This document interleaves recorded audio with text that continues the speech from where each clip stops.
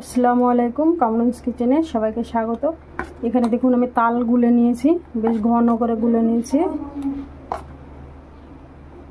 এবার তালটাকে ছেঁকে নিব।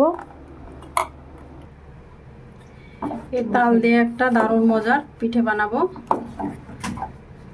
খেতে দারুণ লাগবে। দেখুন এখানে একটা আমি চালনি নিয়েছি, এবার দিয়ে দেবো বেসন,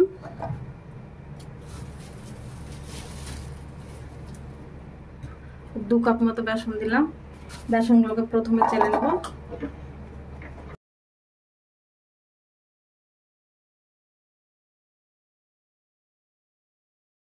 আমি এখানে আরো 1 কাপ বেসন নিয়ে নিলাম, আপনারা আপনাদের প্রয়োজন মতো নেবেন। এটাকেও চেলে নেব। বেসনটা খুব ভালোভাবে চেলে নিয়েছি। এবার আমি তালের গোলাটাকেও ছেঁকে নেব।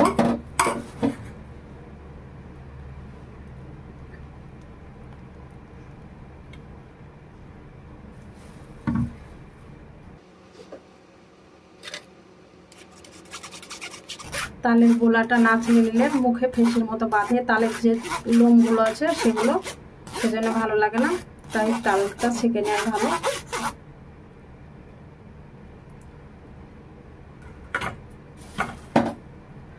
প্রথমে এটা দিয়ে মেখে নেব। প্রথমে তালের গোলা লাগলে আরো দিব। আমার এখনো লাগবে, দিয়ে দেব।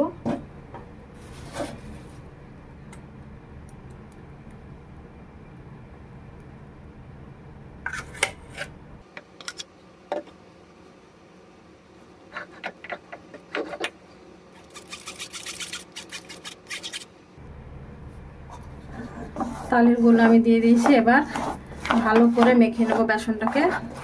খুব সুন্দরভাবে বেসনটাকে মেখে নিতে হবে। এভাবে এই পিঠে একবার হলে আপনারা বানিয়ে খেয়ে দেখবেন। তালের বড়া, তালের পিঠে, পুলি অনেক তো খেয়েছেন, অবশ্যই একবার এইভাবে বানিয়ে খেয়ে দেখবেন। আর এই বেসনটাকে খুব ভালো করে ফেটিয়ে নিতে হবে।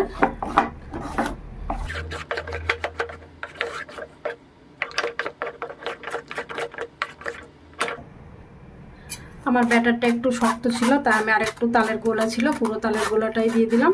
আর দেখুন এই যে এগুলোর জন্যই ছেঁকে নিতে হয়।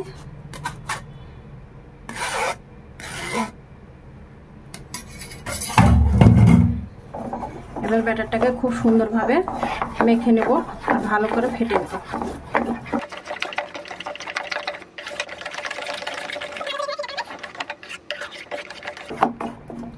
দেখুন খুব ভালো করে ফেটে নিয়েছে, এই যে এরকম।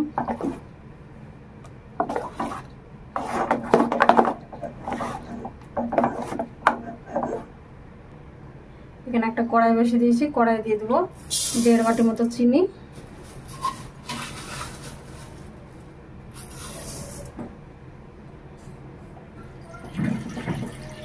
দিয়ে দেবো 2 বাটি মতো পানি,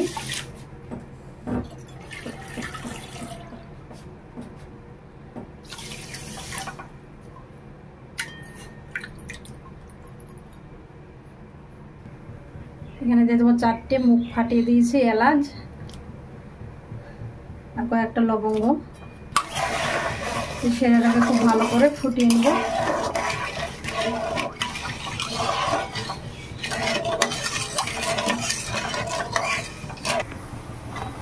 সেরাটা খুব সুন্দরভাবে হয়ে গেছে, দেখুন একদম ভালো করে ফুটে গেছে।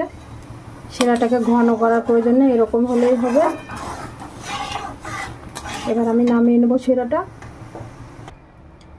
কড়াই বসিয়ে দিয়েছি, এখানে কড়াই দিয়ে দেবো তেল, সাদা তেল দিয়ে দেবো।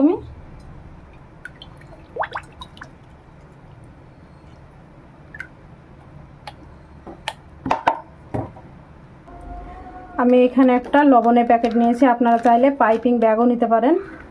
আমার কাছে পাইপিং ব্যাগ নাই, তাই আমি লবণের প্যাকেট নিয়েছি। লবণের প্যাকেট কিংবা আটার প্যাকেট, আপনারা যে কোনো প্যাকেট নিতে পারেন নরম দেখে।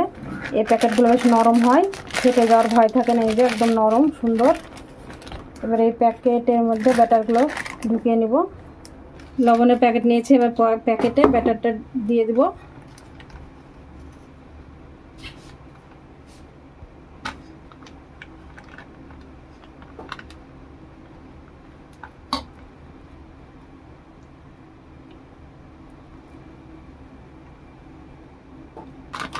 এই যে ব্যাটারটা ঢুকে নিয়েছি, আর একটু নিয়ে নেব।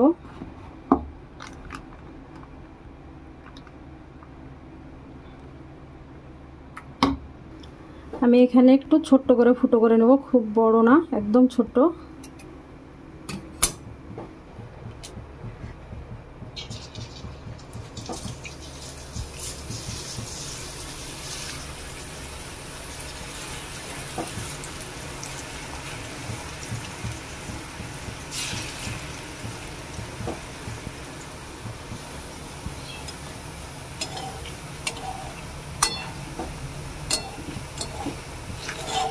এবারে পিঠেগুলোকে একটু এরকম করে দেবো।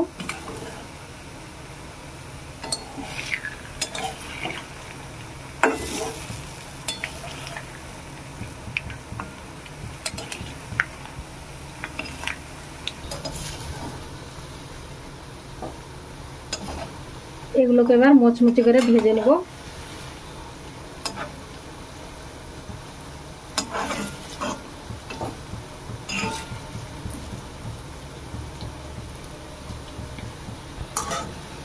দেখুন খুব সুন্দরভাবে ভাজা হয়ে গেছে। এবার আমি এগুলোকে তুলে নেব। তেলটাকে খুব ভালো করে ঝরিয়ে নিতে হবে। যে যে চিনির রসটা করে রেখেছি দিয়ে দেবো। আমি আবারও দিয়ে দেবো এভাবে।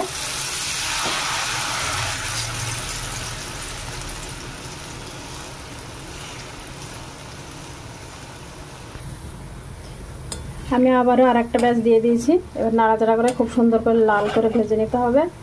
এগুলো তালের, তাই খুন্তিতে লেগে যাচ্ছে, মানে তাল যতই হোক জাল দিলে যেমন উনিয়ে যায়, সেজন্য একটু লাগা লাগা ভাব হচ্ছে, কিন্তু খেতে এটা দারুণ লাগে। এই পিঠেটা আপনারা অবশ্যই বাড়িতে বানিয়ে খাবেন, তাহলে বুঝতে পারবেন এর স্বাদ কতটা। অনেক কিছু দিয়ে তো খেয়ে দেখেছেন, আটা, ময়দা, সুজি, বেসন দিয়ে একবার হলেও এইভাবে তালের পিঠে বানিয়ে খেয়ে দেখবেন, একদম মুখ থেকে ছাড়বে না, মনে হবে প্রত্যেকদিন বানিয়ে খাই। আর এগুলোকে একটু ভালো করে মুচমুচে করে ভেজে নিতে হবে, তাহলে খেতে খুবই ভালো লাগবে।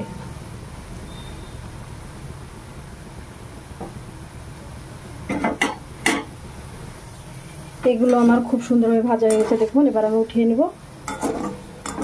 তেল ঝরিয়ে উঠিয়ে নিতে হবে।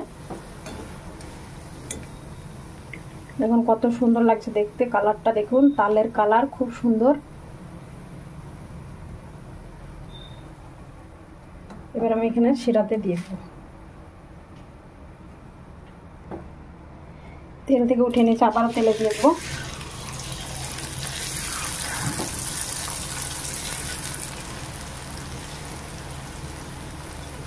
আমি এইভাবে সবগুলোকে ভেজে নেব।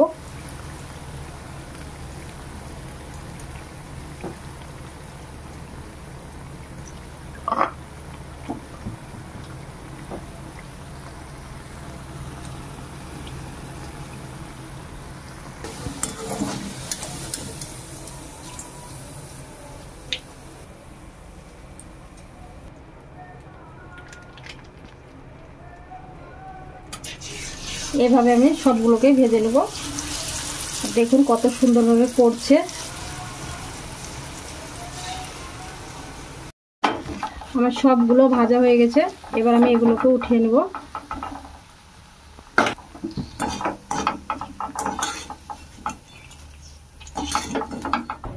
এবার দিয়ে দেবো।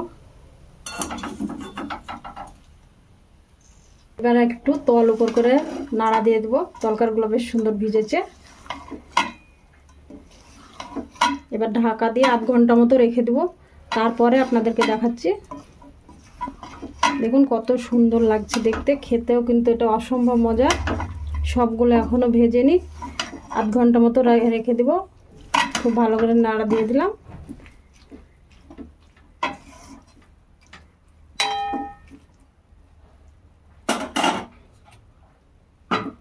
মিনিট পরে ফিরে এলাম। দেখুন কত সুন্দরভাবে রসটা চুষে নিচ্ছে।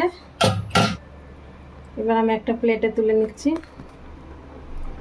দেখুন কতটা ঝুরঝুরে হয়েছে, আর খেতে কিন্তু দারুণ হয়েছে। আপনারা অবশ্যই এইভাবে বাড়িতে বানিয়ে খাবেন, তাহলে বুঝতে পারবেন কতটা টেস্টি।